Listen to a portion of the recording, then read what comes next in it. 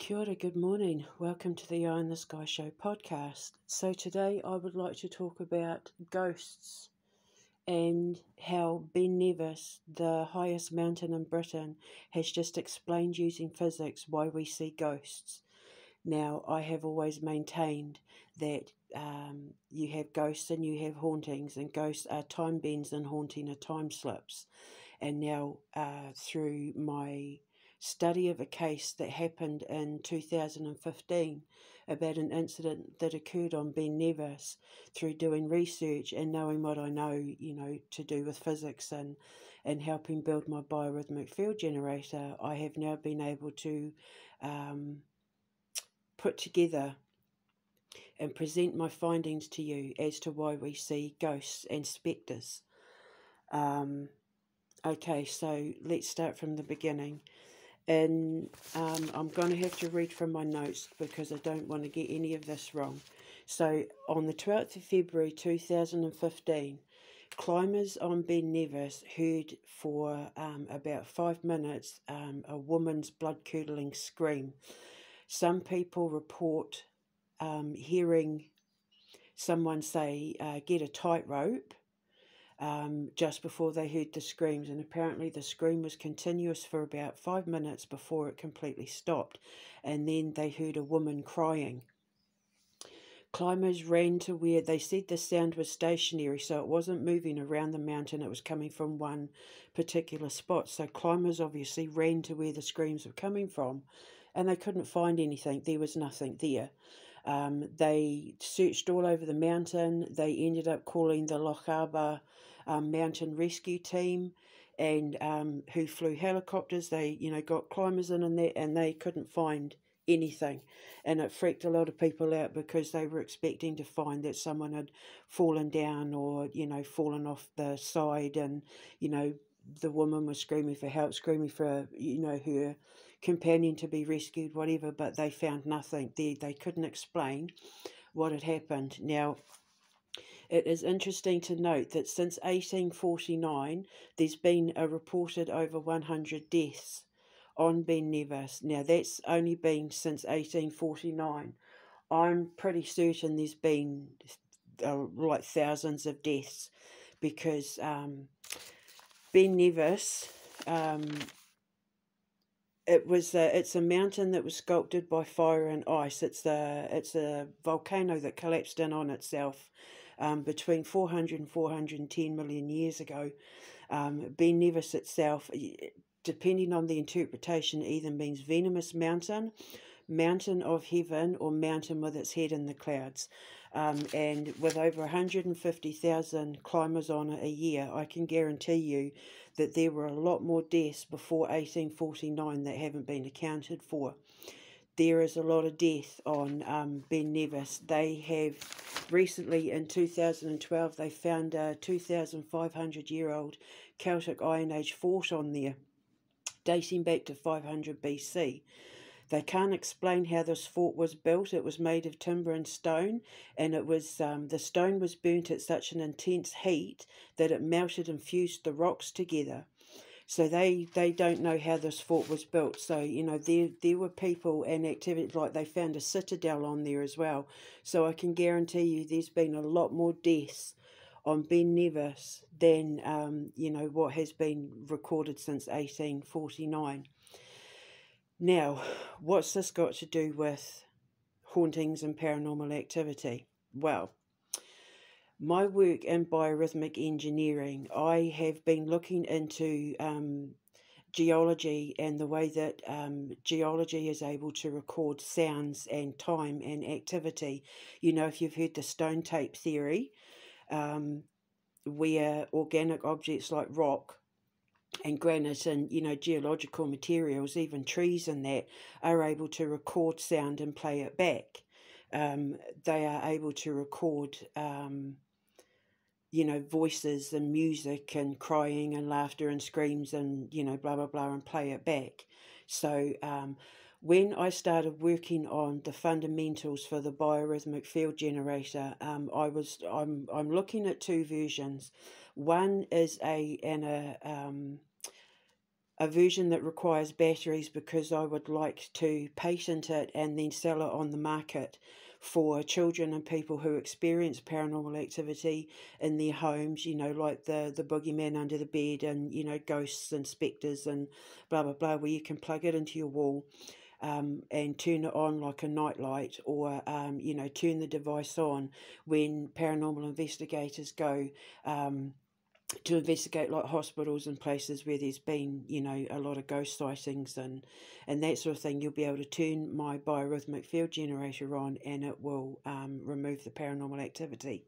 But I'm also working on an organic version, because when my sons and I get justice and we head out into the world to make my shows, when I'm going to do investigations where there's been paranormal activity and, you know, where I go to cleanse like battlefields and hospitals and, you know, prisons and orphanages and, you know, the underground railways and where there's been lynchings and executions and, you know, like the killing fields, and hopefully, you know, with the grace of God, you know, go to places like concentration camps and things like that, so I can use my biorhythmic field generator, my organic version, anywhere in the world, under any weather, any circumstances, any season, and I don't have to worry about batteries or an electrical supply.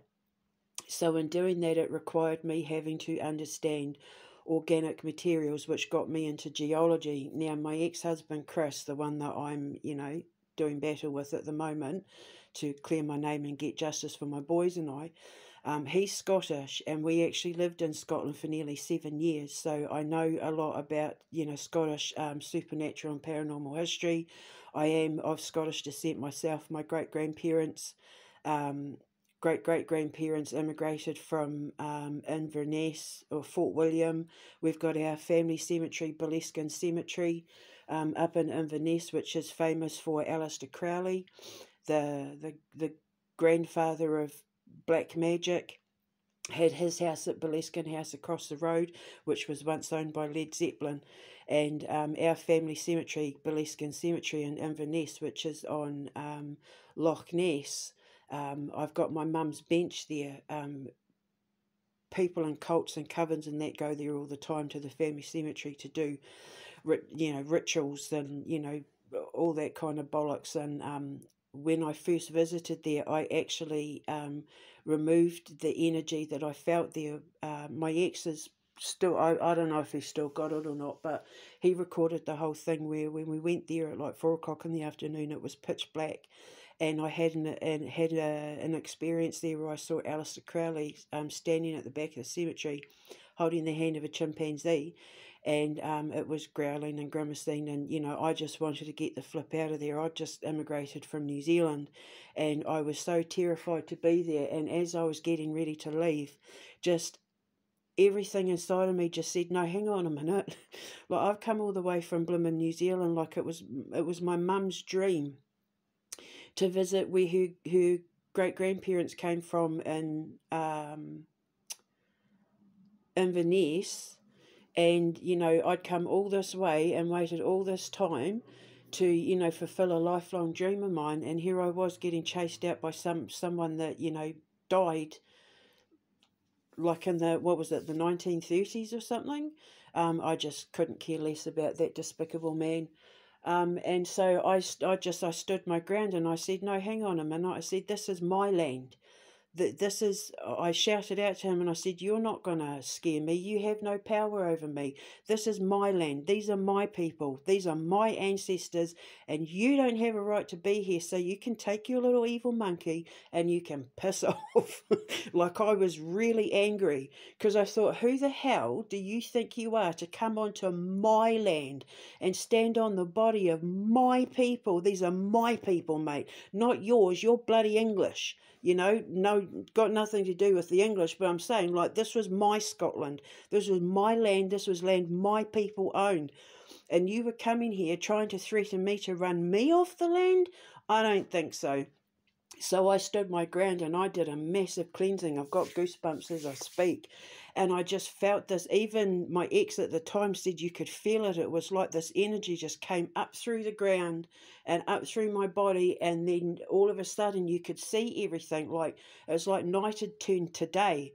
And you can even see on the video, it was like all of a sudden you could see properly, like you could see the headstones, you could read what was on them and that. And I just felt like my ancestors were clapping and cheering and saying, yay, sort of thing. And then when we visited after that, like there was never anything.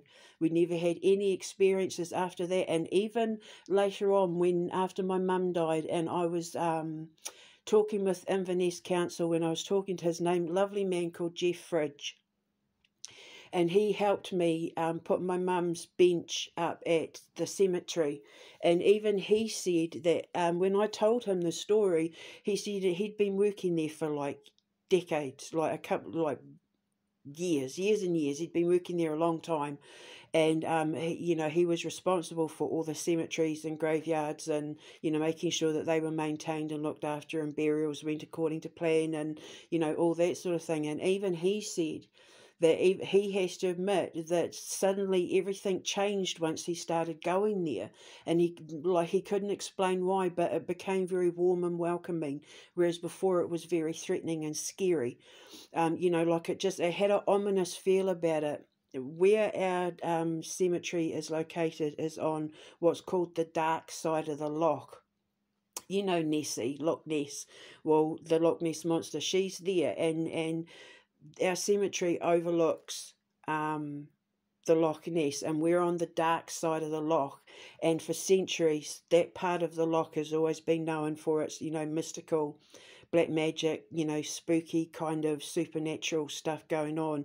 And the Celts have always been very wary of that part of the landscape because of, the dark doings that went on there throughout history.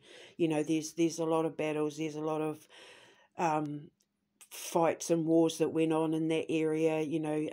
The red-eyed beast is seen a lot in that area, all that sort of thing. And even Jeff said that, after what we now know to be when I was there and did my cleansing and, removed that negative energy, he said that even the reports of finding ritual altars in the cemetery started going down. Like they were finding less and less altars, ritualistic altars in the little sheds and behind the sheds and that, because people would come and set up altars and, do their black magic ritual sacrifices and, doing their black magic occult bollocks. And he said, and they were finding, usually like every time he'd go out there, they'd find altars in that little shed or behind the shed. And then they just happened to be less and less and less and less. Apparently it's very popular for people to go there to do rituals at Halloween. And after I had gone there, they were finding less and less altars, and it just felt different. So for many years, I always thought about that, and when I started developing the biorhythmic field generator, knowing that I wanted to get into the kind of work where I would be travelling about making these shows to remove paranormal activity, and I think I went there in 2000 I was taken there in 2000. Gosh, I can't remember now. I moved to the UK in August of 2000, and I was taken there somewhere between 2000 and 2002. We got married in 2002. We had our honeymoon, and yeah, it was somewhere between 2000 and 2002 is when we recorded it. My mum passed away in 2005. And I put the headstone up, the headstone. I put the bench up not long after she died. Once I got my inheritance money, I used some of the inheritance money to put Mum's bench up because she never ever got to fulfill her lifelong dream of seeing seeing where her ancestors came from, and going to the cemetery and all that sort of thing. So yeah, so I met Jeff in like 2005 and got the bench put up within a couple of months. So, and he said that he noticed there was a massive difference. That's when I realised I was on to something with using energy to remove paranormal activity and change the atmosphere, change the frequency of the atmosphere around me, which would later on become quantum magnetics and now, biorhythmic engineering. So a couple of years ago, I started looking into the geology of Scotland because I always was fascinated by Scotland's paranormal history. I've never been to a place anywhere in the world. I've been all over America. I've been to like 23 different states in America. I even stepped foot in Iceland and Thailand, all over Australia, New Zealand, Wales, England, France, Italy. And I have never ever been to anywhere that is more paranormally and supernaturally charged as Scotland. It's like I couldn't walk 2 feet without having some kind of event or having some kind of experience there. Like Edinburgh was just, oh my goodness, like so much has happened in Scotland, and I feel it and I pick it up everywhere I go. When we make our shows, I'm probably going to have to spend like a month just in Scotland alone to cover all the places that I want to cover. Like the massacre at Glencoe, which my ancestors were actually a part of, which is, in my experience, like the freakiest place in the world. Like, I haven't been to Mary King's Close yet in Edinburgh, which I do plan to do one day because I want to take my BFG and help all the trapped souls and that are down there to be released. But yeah, Glencoe, where the Glencoe massacre was, that place just, I hate it. I hate, like I can't, like it. I can't even formulate the words to explain to you how supernaturally charged that place is and how much I do not ever want to be there every time we have to go through it. But I know, for the sake of helping my ancestors and the other clans that got slaughtered there, I've got to go there and use my BFG and help release my ancestors and all the other ancestors who were so unfairly slaughtered, while they slept. It was such a depraved point in British history. The way that these clansmen were treated, to stop them from going down to England to the rise of the Jacobite rebellion and all that sort of thing, like how they were treated and what happened to these poor clansmen was absolutely abhorrent as far as historical events have taken place, and all that blood has seeped into Scottish soil. And I'm Scottish, I'm a Fraser of Lovat, so this is personal for me. So I know that I have to go back there. I'm going to take my boys there, and we're going to use our ancestral bloodline abilities and that, and my BFG to let all those ancestors go and let them cross in peace, because they are still there. The imprint of what happened that night, or that night, is still imprinted in the atmosphere, and Alba, Scotland, has soaked all of that up, and she mourns it every time I drive through. Like we've driven through where we saw someone running alongside, like running away. They're just covered from head to toe in blood, like just screaming at me for help, and I couldn't do anything. I didn't know what to do back then. This was like 2000, 2001, 2002. I didn't know what I knew now. But now I know what I know now. I can go back and I can help them. And I'll use my BFG and I can release them all and set them free. As well as the fact that Jimmy Savile had a house out there. I can also use my BFG. I don't even need to be anywhere near that house. I can use my BFG to stand by the roadside or in the driveway by his property and remove all the negative activity and all the dirty deeds and sinful deeds that he did there. I will be able to release it all and, you know, hopefully help his victims move on, for the ones that, you know, are still alive. And so, you know, that whole row in Scotland needs to be sorted out.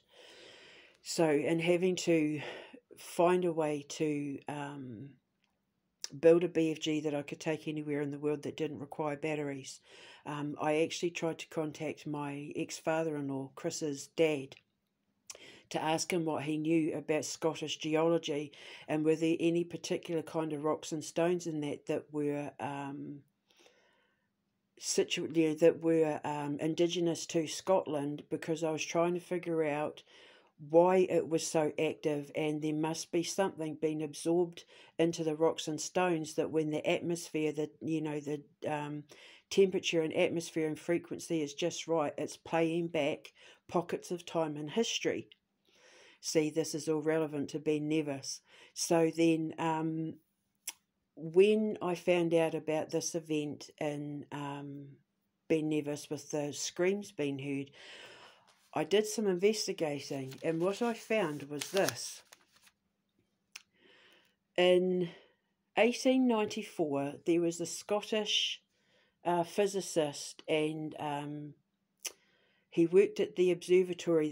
Back in the day, they had an observatory at the top of Ben Nevis that is no longer there because they lost funding. But in 1894, there was a man there who worked there by the name of Charles Thomson Rees Wilson. He was a physicist, and he worked at the observatory, and he was also a keen climber. And he observed something called the Brocken spectre. The Brocken spectre is an optical illusion that emits shadows in the distance of the observer to give them like an angelic effect. And the Brocken spectre is caused by the interaction between the sun and the clouds. This fascinated him so much he invented something called the cloud chamber, which he won a Nobel Peace Prize for in 1927. He was so struck by the beauty of the coronas and glories, which are the coloured rings surrounding shadows cast on mist and cloud, he created the cloud chamber to imitate this natural phenomenon. He discovered a few drops kept reappearing over and over again every time he expanded the volume of moist, dust-free air, which resulted in condensation on the nuclei. Due to ions causing residual conductivity of the atmosphere. His hypothesis was supported by exposure to his primitive cloud chamber to X-rays, which had just previously been invented, X-ray machines. In early 1911, he was the first person to see and photograph the tracks of individual alpha and beta particles and electrons, later described as little wisps and threads of cloud. Now, you will observe that a lot of ghost sightings and a lot of paranormal activity is described as wisps and spectres and clouds. Spectres are, which comes from spectral. Spectrums of light, spectres, spectral. Spectral meaning seeing, spectrum meaning like the range of light. So spectre comes from range of light, which comes from his discovery using cloud chambers. So alpha and beta frequencies are both visual and in sound. So, hearing ghosts and seeing ghosts. And I'm going to put a link in the description box below of some videos where I have proven this exactly. One is called Moving Atomic Particles with My Mind, and one is called A Change Is Gonna Come. Both recorded in February when it was cold. You will also observe that a lot of these ghosts are seen at night when it's cold, when the temperatures have dropped. It's more common to see quote-unquote ghosts at night in the winter time when it's been raining, when it's outside, when the temperature has dropped, than it is to see it in full sunlight during the day. See what I mean? See where I'm getting at here? So I'll put links in the description box below, because my 2 videos where I recorded Change Gonna Come and Moving Atomic Particles with My Mind has proven his theory 100% correct, and he's proven my theory correct as well. Now, what this basically means is that paranormal activity like ghosts and spectres have now been explained. Now I can explain to you why we see them. So basically what happens is when the ion particles in the atmosphere are at the right frequency, it becomes like an X-ray machine through the radiation that is absorbed through Earth from the sun. It hits the light frequency and the sound frequency just right, that it lights it up like an X-ray machine. So then we can see it and hear it because it's played back. Now, ionization is when atoms or molecules become negatively or positively charged by gaining or losing electrons, along with chemical changes in the particles and in the atmosphere, which results in electronically charged atoms and molecules, which are called ions. So I'm always talking about positive and negative ions in the atmosphere. Well, that's what all that is. He was able to record and photograph the change in ion particles in the atmosphere, so that basically what it is it's explaining why we see ghosts and why we hear them. That when the ion particles are charged at a certain frequency, it plays time back, or it plays sound back. And with the moisture in the air, when the moisture sticks to the atomic particles trapped by sound, it lights up in front of our eyes the spectral vision of the past, of ghosts, of perceived dead people. But it's not. It's actually, imagine putting on a record and then being able to see visually the person singing the song when they recorded it. That's what that is. So through me, because I've been trawling through thousands and thousands and thousands of videos trying to find subject matter to talk about with Ben Nevis, and the reason why it's been nearly 4 days is I haven't found anything worthy of talking about yet that that I wanted to talk about, because like I said, I'm an intuitive podcaster. I podcast when I'm told to. I find things and they just hit the right bell in my head, and I just know this is what I need to talk about. So when I heard about this, the screams on Ben Nevis, one thing led to another, and now here I am with this podcast. So now I've just explained to you why we see ghosts, why they're not dead people wandering the earth, they're pockets of time. There are trapped spirits on the planet. Trapped spirits, trapped souls are a real thing, but they are very, very rare in manifestation. They don't occur as often as people think they do, but I can guarantee you that where they do occur, when my boys and I are out of here, we're going to be going with my BFG, and we are going to be releasing as many of them as I can. And then when I'm able to engineer and construct and patent my BFG for the general market, to sell, then people will be able to go to their own towns and their own areas when they do investigations and turn the machine on and do their bit for humanity by helping these poor trapped souls cross over. So I'll put all the links to the bits of information that I've told you about in the description box below, as well as the 2 videos I made where I have used examples of putting this into practice, which, I got diagnosed as, or she sees these things, it must be a mental illness, let's medicate her and call her crazy and take her kids off her, when in actual fact, as I keep maintaining over and over and over again, it's not a mental illness, it's science, and it's an indigenous inherent gift as well.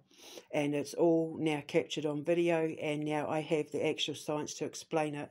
So when I take all of this to court to clear my name and get justice and get my boys back so that we can take our money and go, I will be able to use all of this in court, and the doctors and social services and that will not be able to do a thing about it, because a man won a Nobel Peace Prize for this, and now, you know, I'm taking his work further to turn it into how we explain why we see ghosts, which aren't real. You know, I keep trying to maintain that. I said that in hospital as well.